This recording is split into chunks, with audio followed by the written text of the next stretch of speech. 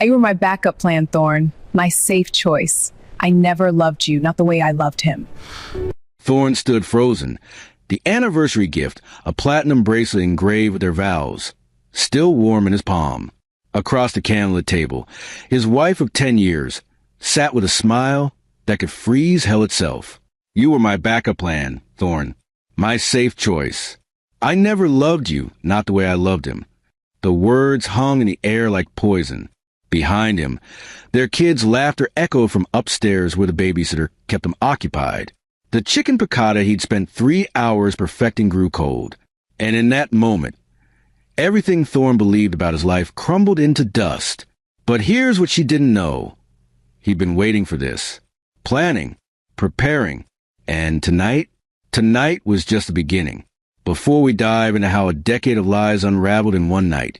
And trust me, the revenge gets deliciously brutal. Hit that like button if you've ever trusted the wrong person. Drop a comment with backup if you want to see karma work its magic. Now, let me take you back to where this all started. You're probably wondering, how did a successful architect with everything going for him become someone's second choice? How long had she been lying? And more importantly, what was in that locked metal box he'd find hidden in her closet? Trust me, by the time we get there, you'll understand why some secrets should stay buried. 3 weeks before the anniversary, Thorne Caldwell woke up excited. He reached across the California king bed in their Atherton home. Yeah, we're talking Silicon Valley money here. 7 bedrooms overlooking the hills. And found Alara already up. Not unusual. She'd been an early riser for years, always grinding on her marketing consultant business. Downstairs, the espresso machine hummed. Their twins, Maverick and Sloan, 8 years old, gap-toothed and wild-haired, were building some elaborate Lego spaceship at the breakfast bar. Dad! Maverick didn't look up. Does Mars have oxygen? Not enough for humans, buddy. Thorne ruffled his son's hair, grabbed a coffee. That's why we need special suits. Sloan wrinkled her nose. That sounds uncomfortable. Most important things are, Thorne said, kissing the top of her head. He didn't know how prophetic those words would become. Alara swept into the kitchen, wearing yoga pants and a tank top, phone glued to her ear. Always the phone. She'd upgraded to one with double locks 6 months ago, facial recognition and passcode. When Thorne asked why, she'd laughed it off. Client data. You know how paranoid these tech companies are. Made sense at the time. She blew him a distracted kiss, mouthed conference call, and disappeared into her home office. The door clicked shut. Then came the second click. The lock. Thorne remembered standing there, coffee cooling in his hand, staring at that closed door. When did she start locking it? He shook it off. Big anniversary coming up. 10 years. Double digits. He'd been planning something special. Intimate dinner at home.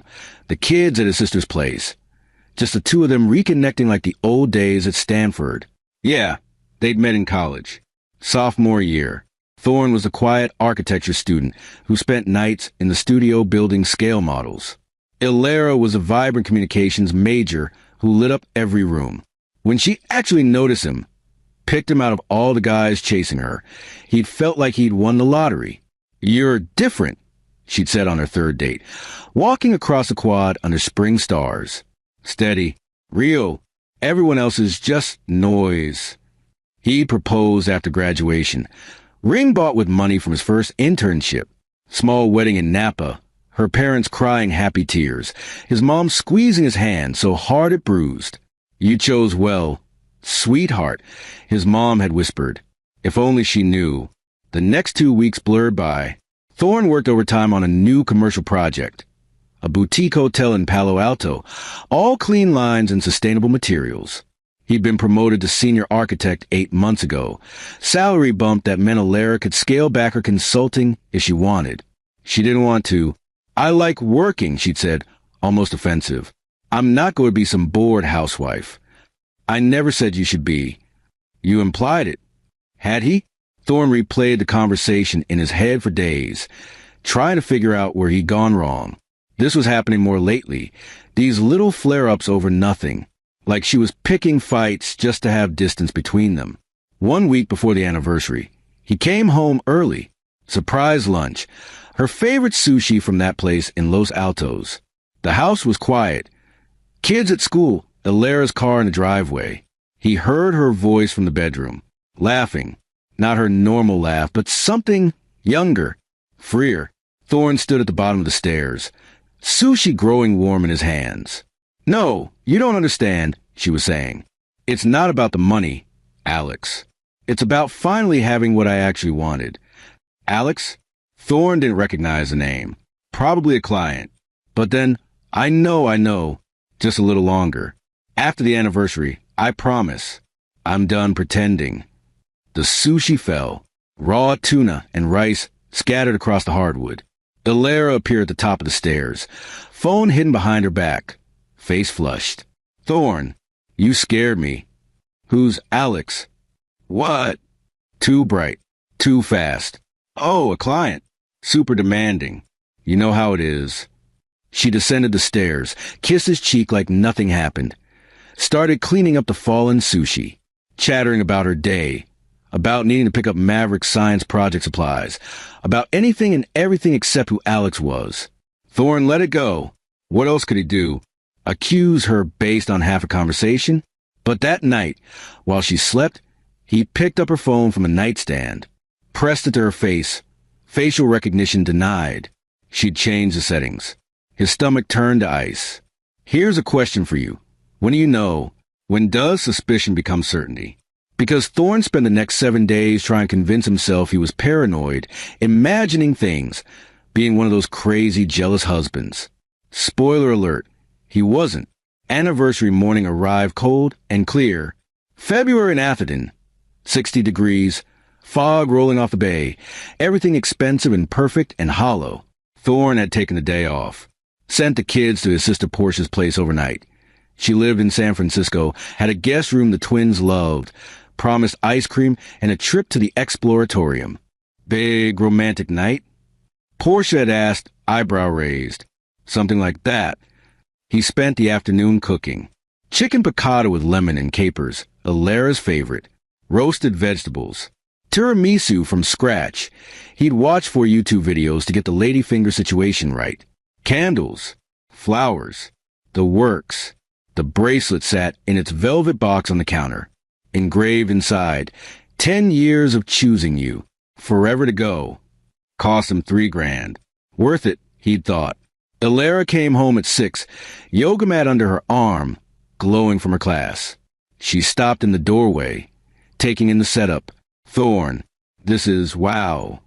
10 years deserves wow. He pulled out her chair. Sit. Let me take care of you. Dinner started normal. They talked about the kids, Maverick's obsession with space, Sloane's new best friend who apparently ate glue. They laughed about the time they'd gotten lost hiking in Yosemite on their honeymoon. Ended up sleeping in the car. Remember how cold it got? Alera sipped her wine. We had to cuddle for warmth. Best mistake we ever made, Thorne said, but something was off. She kept checking her phone. Little glances, like she was waiting for something. Finally, dessert. Thorne brought out the tiramisu, ridiculous sparkler candles blazing on top, because why not? Make a wish, he said. Alera closed her eyes. Her lips moved silently. When she opened them, something had shifted. Harden, I need to tell you something. Thorne's mouth went dry. Okay, I've been thinking a lot lately. About us. About what I wanted versus what I got. Alera, let me finish. She set down her fork with surgical precision. Do you remember Alex Brenner? From college. The name hit like a fist. Alex Brenner. Star quarterback. Trust fund kid. The guy Alera had dated junior year before they broke up. Messy, dramatic. Whole campus knew about it. Vaguely, Thorne managed. I loved him. Really loved him. But he wasn't ready to settle down, and I was graduating, and everyone said I should be practical. She looked at Thorne with eyes he didn't recognize. You were practical. The room tilted. You were the safe choice, Thorne. The backup plan. The guy who built a stable life while Alex figured himself out. Are you serious right now? We reconnected 2 years ago. LinkedIn, then coffee, then... She shrugged. Everything else. 2 years. 2 years. You've been cheating on me for 2 years? It's not cheating if the real relationship was always with him. Ilara's voice was calm, clinical. I tried to love you the way you love me. I really did. But you can't force what isn't there. Thorne stood up so fast his chair fell backward. The bracelet box sat on the table between them, mocking him. So what? You're leaving? After 10 years, 2 kids, whole life? After the anniversary. Yes. I didn't want to ruin the milestone. She actually smiled. I'm not cruel. The laugh that came out of Thorne was jagged. You're not cruel? You just told me our entire marriage was a lie. Not a lie. Just not what you thought it was. The words from 3 weeks ago echoed. After the anniversary, I promise. I'm done pretending. She'd been planning this, counting down days while he picked out bracelets and perfected tiramisu. Thorne walked to the window, pressing his forehead against the cold glass. Outside, the neighborhood was dark and quiet. Houses worth millions, lives worth nothing. When he turned back, his face was different. Emptied out. Pack a bag. What? Pack a bag. Ilara, you're leaving tonight. Thorne, be reasonable. Reasonable. His voice was ice. You want reasonable? Here's reasonable. I'm calling my lawyer in the morning. You're getting a hotel room tonight. I'll pay for it, because unlike you, I'm not actually cruel. And you're going to get exactly what a cheating spouse deserves in California. Her face went white. You can't just kick me out. Watch me. He pulled out his phone, the same one he'd used to record their entire dinner conversation. I started recording when you said, I need to tell you something. Every word, every admission. Adultery affects spousal support in this state. In case you forgot, you recorded me without permission. California is a 2-party consent state for phone calls, not for conversations in your own home. He smiled without warmth. I've been talking to my lawyer for 3 days. The color drained from her face completely. Wait, 3 days? But you couldn't have known. I didn't know. I suspected. So I prepared. Thorne picked up his phone again, dialed. Hi, Jeremy? Yeah, it's Thorne. She confessed. Everything. I need you file first thing Monday. Yes, all of it. Thanks. He hung up. Ilara was standing now, trembling. This is insane. You can't. We have kids. Which is why you go to a hotel instead of the street. Thorne's voice was mechanical, professional. I've already changed the locks. New keys arrive in an hour. Your bag needs to be packed before then. I have rights. So do I. So do Maverick and Sloan. He stepped closer. Did you think about them? When you were sneaking around with Alex. When you were draining our savings. She froze. What? The joint account. $83,000. Withdrawn over 2 years in increments, just small enough I wouldn't notice month to month. He pulled out his tablet, showed her the highlighted bank statements. My lawyer's analyst found the pattern in 4 hours. Want to guess where it went? Ilara said nothing. Alex's business venture. That boutique gym franchise he's been starting. You funded it. Thorne laughed again, that awful broken sound. You took money from our kids' college fund to help your boyfriend open a gym. It's an investment. It's embezzlement from community property. To benefit your affair partner. He set down the tablet. That's fraud, Ilara. Financial infidelity on top of regular infidelity. My lawyer's salivating. She crumpled into her chair, head in her hands. I didn't mean, I thought. You thought you could have both. Safe stable Thorne paying the mortgage while exciting Alex got funded by our savings. He grabbed his coat. I'm going to get the kids from Porsche's. When I get back, you're gone. Where am I supposed to go? Thorne pulled up a hotel reservation on his phone. Showed her. The Rosewood. 3 nights prepaid. After that, not my problem. He walked out, leaving her sobbing at the table. The anniversary candles burned down to nothing. 3 months after the anniversary from hell, Ilara sat in a cramped studio apartment in Mountain View, scrolling through her phone with shaking hands. The text glowed on the screen. I'm ready to commit this time. Come live with me once the divorce is done. I love you. L. Always have. Alex. Finally, after weeks of silence, he was back. She screenshot the message, posted it to her private Instagram with a cryptic caption. New chapters written by old souls. 43 likes in 10 minutes. Her remaining friends, the ones who hadn't vanished after the truth came out, flooding the comments with heart emojis. For the first time since that nightmare anniversary dinner, Elara smiled. Really smiled. She had no idea Thorne's lawyer had just subpoenaed Alex's phone records. And she definitely didn't know what was hidden in the locked metal box Thorne had found the morning she left. The night Elara left, Thorne sat in his car outside Portia's apartment for 20 minutes before going inside. His sister opened the door, took one look at his face, and pulled him into a hug. What happened? She was cheating. For 2 years. She called me her backup plan. The words tasted like ash. I recorded everything. Filed for divorce. Portia's eyes went wide. Holy, Thorne. The kids are sleeping, right? Yeah, but... Then let's keep it that way tonight. He scrubbed his hands over his face. Tomorrow I'll figure out how to explain why Mommy's not coming home. Except explaining to 8-year-olds proved harder than depositions. Maverick cried for 3 days straight. Sloane stopped talking entirely, just clutched her stuffed penguin and stared at walls. They didn't understand why Mom was suddenly living somewhere else. Why Dad looked so tired. Why the house felt so quiet. Thorne hired a child therapist, Dr. Yara Kimball. Came recommended by Portia's friend who'd gone through a nasty divorce. Warm, patient, knew how to talk to kids without talking down to them.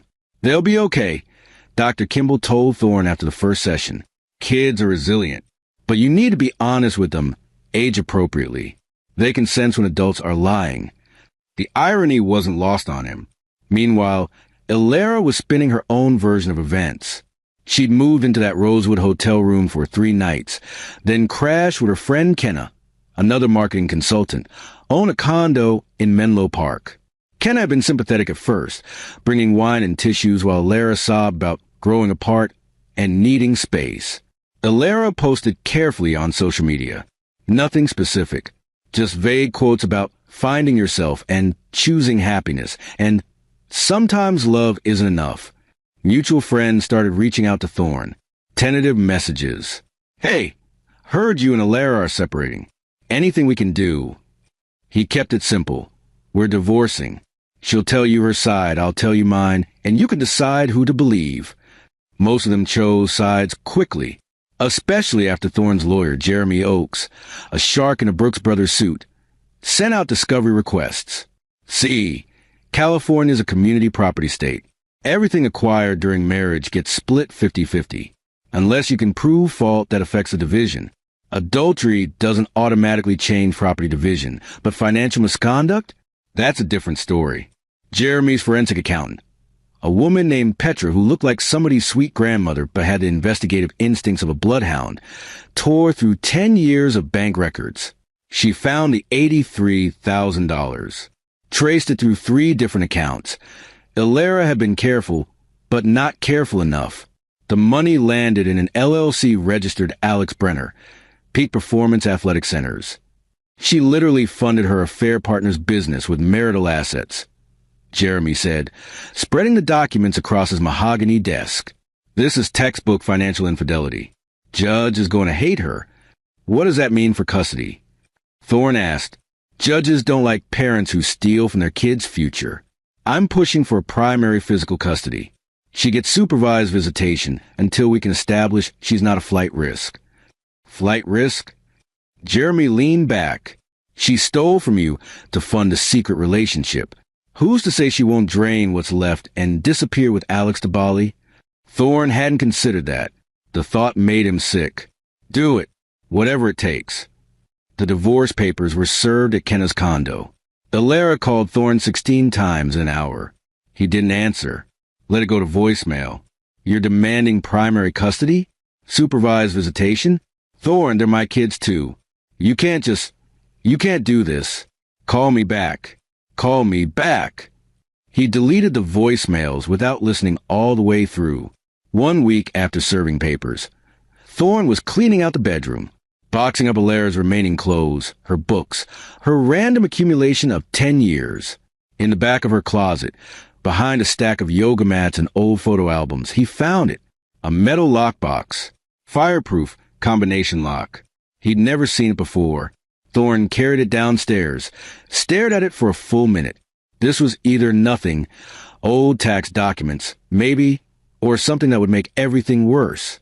He tried their anniversary date. No. The kid's birthday. No. On a hunch, he tried the date Alara and Alex had started dating in college. He didn't remember it exactly, but her old Facebook, back when people actually posted everything, had a photo tagged October 14th.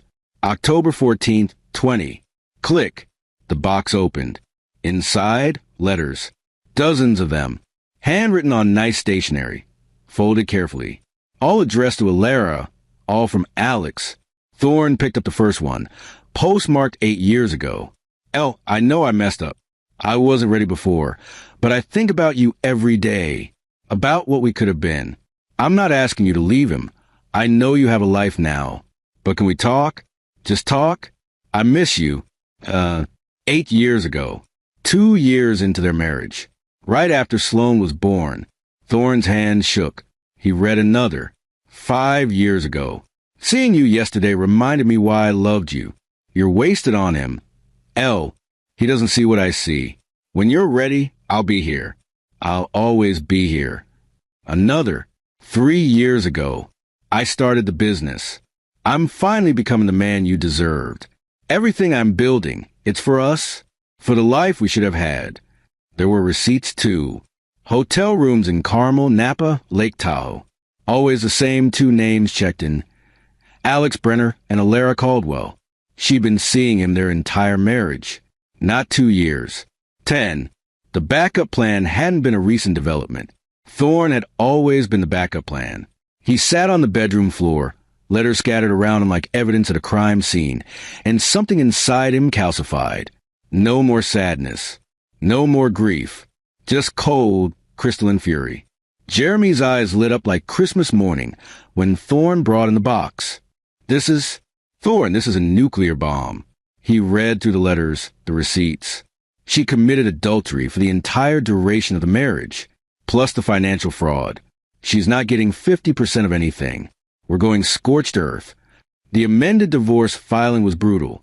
Full custody. 0 spousal support. Actually, demanding SHE pay him back the stolen $83,000 plus interest. Division of assets heavily in his favor based on her misconduct. Public filing, which meant reporters covering court cases in Santa Clara County could access it. One did. A legal blogger who specialized in messy Bay Area divorces. The headline hit Medium 3 days later. Silicon Valley wife funded decade-long affair with husband's money. The backup plan divorce. It went viral. Alara's phone exploded. Friends demanding explanations. Her parents, conservative, religious, always thought Thorne was such a good man. Called her sobbing. Her father actually used the word ashamed. Her few remaining clients dropped her. Who wants a marketing consultant whose personal brand is liar and cheater? Kenna, saint that she was, lasted another week before gently suggesting Alara needed to find her own place. It's just my boyfriend's uncomfortable, you know, with everything going on, and the reporters calling. Alara moved into a studio apartment in Mountain View. 800 square feet, $2,400 a month, beige carpet, and a kitchenette that smelled like old grease. She'd gone from a 7-bedroom house in Atherton to this. Meanwhile, Thorne was thriving. He threw himself into work. The boutique hotel project finished ahead of schedule. The clients loved it, posted about it on architecture blogs. His firm promoted him to lead architect. Salary jumped another 20%. He started working out, not obsessively, just healthy. Joined a gym, got a trainer, lost 15 pounds, gained muscle, started dressing better. Portia took him shopping, updated his whole wardrobe. You look good, she said, approving his new fitted shirts. You look like you again. I don't remember who that was. The guy before her, before you started shrinking yourself to fit her world. Thorne looked at himself in the store mirror. She was right. When had he stopped taking care of himself? When had he become background in his own life? Not anymore. He posted on Instagram for the first time in months. Just a photo of him at the kids' soccer game. Genuine smile, arms around Maverick and Sloane. The caption, moving forward with the people who matter. It got 300 likes. Comment from friends he hadn't heard from in years. Good for you, man. You deserve happiness. She never deserved you. Alara saw it. He knew because she texted him immediately. Using our kids for social media clout? Really mature, Thorne. He blocked her number. All communication went through lawyers now. 2 months into divorce proceedings, Alara was drowning. Her bank account was bleeding. Legal fees, rent, therapy she couldn't afford but desperately needed. She applied to 17 jobs. Everyone rejected her after the background check flagged the divorce filing. Embezzlement rumors. One HR rep said sympathetically, "We can't take the risk." She'd sold her car. The BMW X5 Thorne had bought her 3 years ago, just to make rent. Took Uber everywhere, watching her savings evaporate with every ride. Her supervised visits with the kids were torture. Maverick asked why she couldn't come home. Sloane wouldn't hug her. The court-appointed supervisor, a granite-faced woman named Mrs. Pacheco, wrote down every interaction. Alara cried herself to sleep most nights. Then Alex texted. They'd been in limited contact since the subpoena. His lawyer had advised distance. But seeing her spiral, seeing the news articles about her, something in him shifted. I'm ready to commit this time. Come live with me once the divorce is done. I love you, El. Always have. Alara read it 10 times. 20. Held her phone to her chest and sobbed with relief. This was it. This was why she'd endured everything. Alex was finally ready. She texted back immediately. Are you serious? Really serious this time? Dead serious. I've got a place in Santa Cruz, right on the beach. 2 bedrooms, one for us, one for when you get the kids. We'll build the life we always planned. Santa Cruz, the beach, away from all this. What about the gym? Investors pulled out when the news hit, but I'm pivoting. New business idea. I just need a little more capital to get started, maybe $30K. And there it was. But Alara's brain, desperate and drowning, rationalized it away. He was building their future. That's what partners did. Support each other. I don't have that much liquid, but after the divorce settles, I can probably... Perfect. We'll figure out together. I love you. She screenshot the conversation, posted it to Instagram, the private one, just the remaining 37 followers. New chapters written by old souls. The likes rolled in. Supportive comments. For the first time in weeks, Alara felt something besides despair. Then, 2 days later, a job interview. Brand manager position at a startup in San Jose. Remote work. Decent salary. The recruiter had been enthusiastic on the phone. Your background impressive. We love your experience with tech clients. You're not worried about, the news? We believe in second chances. Everyone deserves to tell their story. Alara almost cried with gratitude. The interview was scheduled for Friday. She bought a new blazer she couldn't afford, rehearsed answers to probable questions, actually felt hopeful for the first time in months. Wednesday, she got an email from Alex. Can't wait to start our life. Been looking at rings. Rings. Marriage. He was serious. She posted a cryptic Instagram story. Sometimes a long way around is the right way. Thursday night. She practiced her interview answers in the mirror, allowed herself to imagine a future. Job. Alex. Maybe eventually partial custody. Rebuilding. Friday morning, the recruiter called. Hi, Alara. Listen, I'm really sorry, but we're going to have to cancel the interview. Her stomach dropped. Why? The background check came back with some red flags. The embezzlement allegations in your divorce filing. Our investors are uncomfortable moving forward. Those are allegations. Not proven. Not. I understand and I'm truly sorry.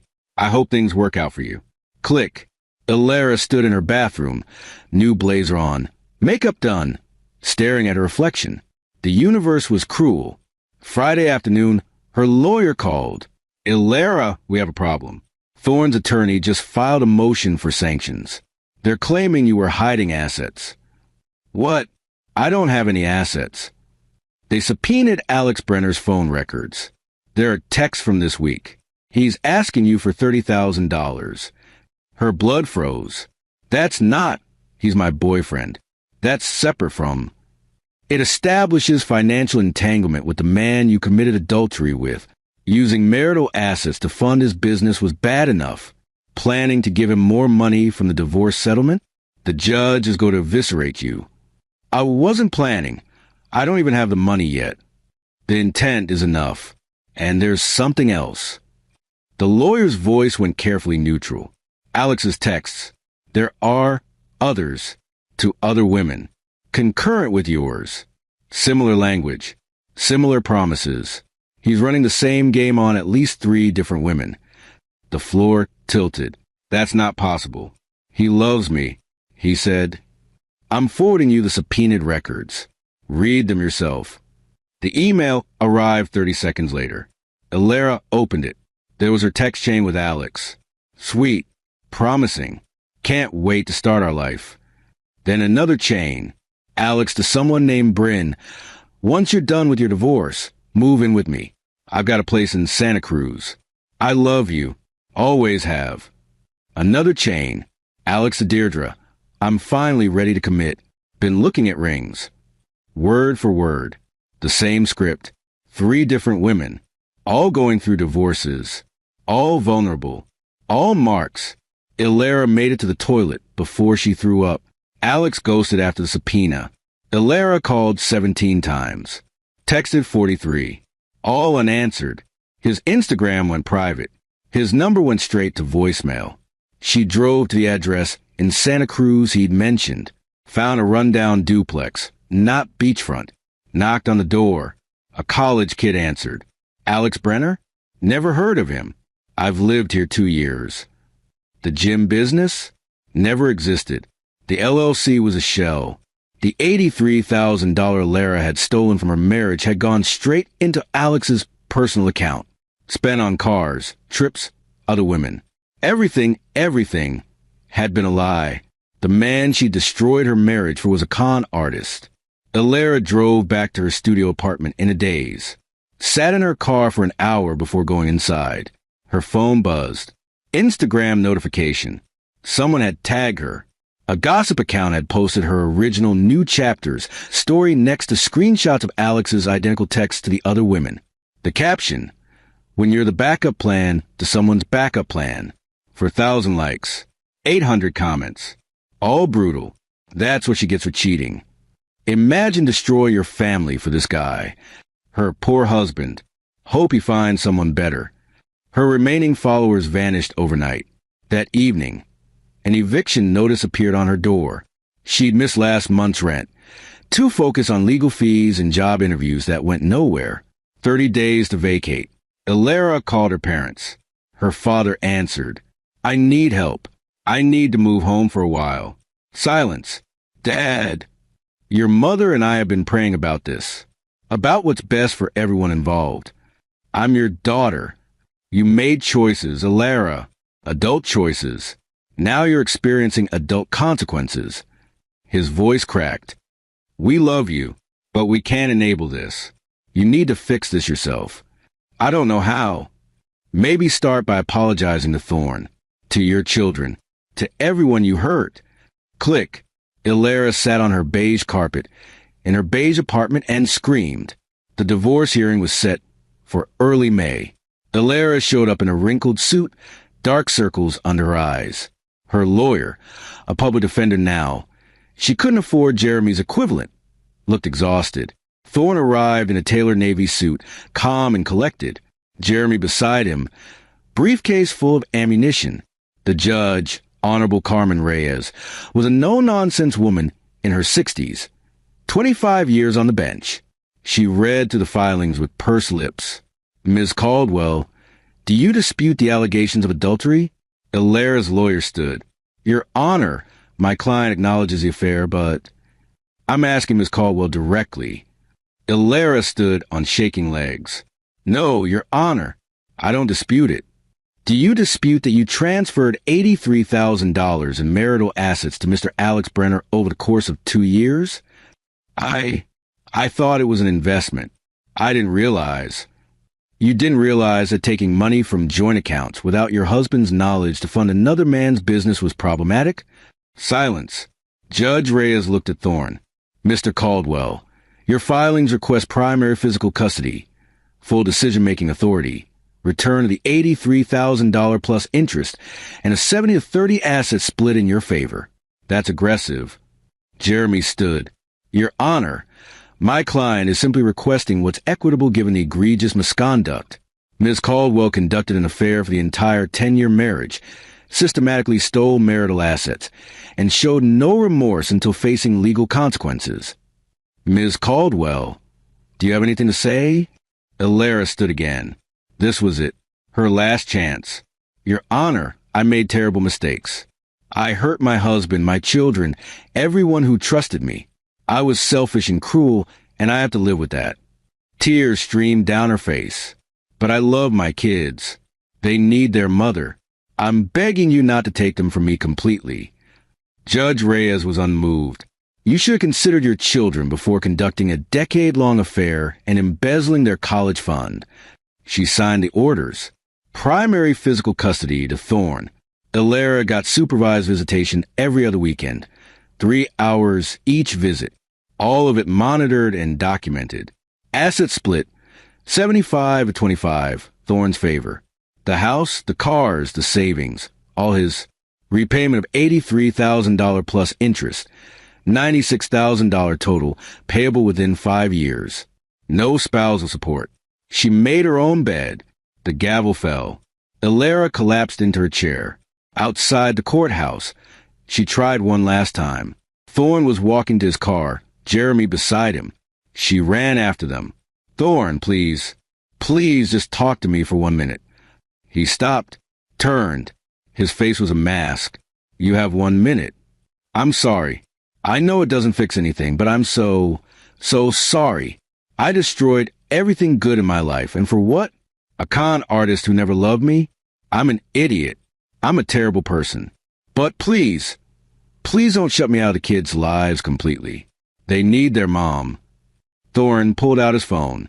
Press play. Ilara's voice from that anniversary dinner played through the speaker. You were my backup plan, Thorne. My safe choice. I never loved you, not the way I loved him. He let it play. The whole cruel confession. Every word she'd said that night. When it ended, Thorne looked at her with empty eyes. I recorded this for the divorce, but I kept it for moments like this. So when you beg for mercy, I remember exactly who you are. I was angry. I was confused. I didn't mean. You meant every word. He put the phone away. You spent 10 years lying to me, lying to our children, stealing our future to fund a fantasy with a man who was using you. And you only feel sorry now because you got caught. That's not true. Then when Thorne stepped closer, when would you have told me the truth, Ilara? After 20 years? 30? When the kids graduated college?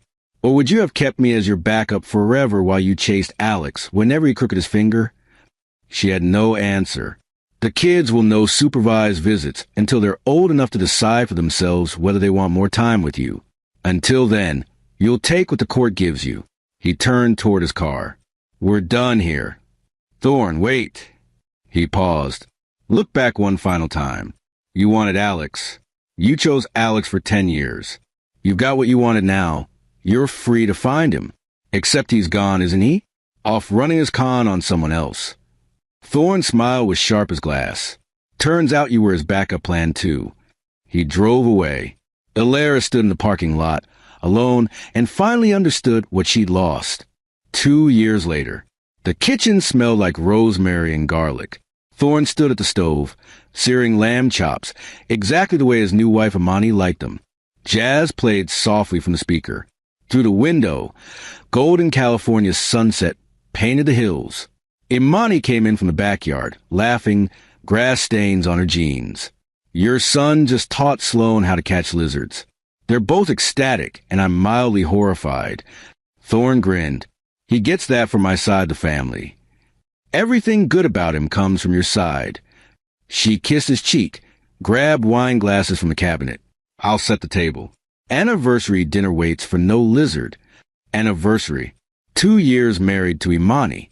She was an environmental lawyer, smart and funny and real. They'd met at Maverick School. Her nephew was in his class. Started as friendly conversation at pickup, became coffee, became something neither of them expected. When Thorne told her about the divorce, about everything, she listened without judgment. That must have been brutal. It was, but I'm okay now. Actually okay. Good. Because I don't do rebounds or broken men. She'd smiled. I want someone who's ready. Who chooses me because they want to, not because they're running from something. He'd kissed her right there in the coffee shop parking lot. Now she was his wife. Stepmother to Maverick and Sloane, who called her Monty and loved her fiercely. Thorne plated the lamb, roasted vegetables, couscous. Imani brought out salad, lit candles. The kids thundered in, faces flushed, hands washed mostly. Smells amazing, Dad. Maverick inhaled dramatically. Can we eat outside? Sloane asked. The stars are out. They carried everything to the patio table. String lights twinkled overhead. The hills stretched dark and peaceful. Thorne poured wine for himself and Imani, sparkling cider for the kids. A toast, he said, raising his glass. For glasses lifted. To the love we chose, and the one that chose us back. They clinked glasses, drank. Maverick immediately started telling some elaborate story about the lizard. Sloane interrupted with scientific corrections. Imani laughed so hard she snorted wine. Thorne sat back, watching them, and felt something he'd almost forgotten. Peace. Real, uncomplicated peace. Inside, his phone buzzed on the counter. A text from an unknown number. I saw on Instagram you got remarried. I'm happy for you. Really, I hope you're doing well. Elara, still reaching out every few months. Still trying to crack the door. He deleted it without responding. Some doors needed to stay closed. Miles away, in a different apartment. Still small, still beige, still suffocating. Elara sat alone. Her phone glowed in the darkness. Instagram opened to Thorne's profile. The post from this afternoon, him and Imani, arms around each other, genuinely happy. The caption, 2 years with my partner, my love, my choice. 3,000 likes. Comments overflowing with congratulations. Elara scrolled through old messages. Found the thread with Alex, all unanswered, months old. His final text, the one she'd sent after discovering the truth. How could you do this to me? Radio silence ever since. She opened her voice memos. Found a recording she'd made that anniversary night, practicing what she planned to say to Thorne. Her voice cold and certain. You were my backup plan. I never loved you, not really. She'd been so sure, so confident she was trading up. Now she played it on loop. Her own words, her own cruelty, echoing in the dark. Outside, Saturday night in Mountain View. People laughing, living, moving forward. Inside, Elara sat frozen in her mistakes. She'd gotten exactly what she'd asked for. Freedom from the backup plan. Turns out freedom looked a lot like loneliness. The screen dimmed. Her reflection stared back from the black glass. Alone. The backup to someone's backup. Fade to black. And that's the end of the backup plan. Let me ask you something. Did Elara deserve what she got? Or did Thorne go too far? Drop your thoughts in the comments. I want to hear both sides. If the story hit you emotionally, smash that like button. If you know someone who needs to hear this, share it with them. And subscribe because I've got more stories about karma, revenge, and people getting exactly what they earned. Final question. What would you have done in Thorne's position? Forgiven? Destroyed? Something in between? Comment backup if you're Team Thorne, or forgive if you think you should have given her another chance. Thanks for watching. See you in the next story. End.